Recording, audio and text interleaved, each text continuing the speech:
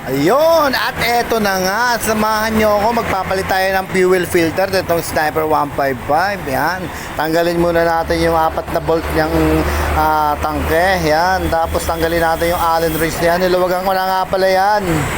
Yan, tapos pag naluwagan nyo at nakuha nyo na yung tornilyo, mabubunot nyo na ang fuel pump. Yan po yung fuel pump.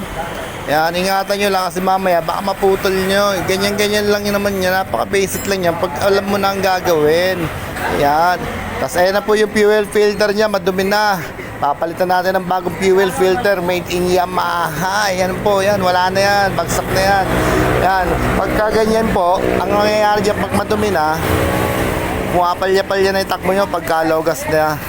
Kailangan laging full tank. So pagka naranasan yung medyo namamalya na yung takbo, pagka 2 bar na lang yung motor, yan ay sinyalis na ang fuel filter nyo ipalitin na.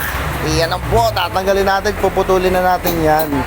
Ang puputulin ko lang dyan yung part ng fuel filter. Pagka naputol nyo na yung lock, sikwatin nyo lang yan, matatanggal nyo na yan, diba? Napakasimple lang. Tapos syempre kukunin natin yung bagong fuel filter ng Yamaha, original na po yan. Ayan, ganyan-ganyan lang po. Tapos syempre punasan nyo ng konti kasi nakatingin nyo may are. Alright. Yan. Lalagay na natin yung bagong fuel filter. Ayan na. Yan. Tapos hawakan nyo lang dito.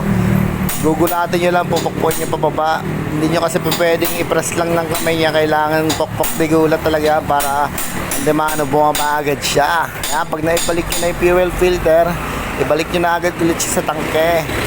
Kaya pag di nyo kabisado yung posisyon niya, tandaan nyo na muna para di kayo magkamali. Itong video tutorial na to para dun sa mga baguhan. Kung ikaw ay veterano, wag mo naman ako i-bash, wag mo na lang panoorin video ko. Pero ito para sa mga newbie na gusto matuto magpalit ng fuel filter. Kasi nga, tutorial tayo ngayong araw na to. Yan, ibabalik na natin, iingatan natin ng konti. Tapos ikutin nyo na lang counterclockwise. Ayan na, na-shoot ko na. Ibalik na rin natin yung cover para ma-tornilyo na natin. Gamit pa rin ang Allen. So fast forward na natin yan. Yan, ganyan lang. Higpitan nyo lang 4 na bolt. Okay na yan. Pwede nyo na ibalik sa motor. Alright, thank you. And bye-bye. God bless. Woo!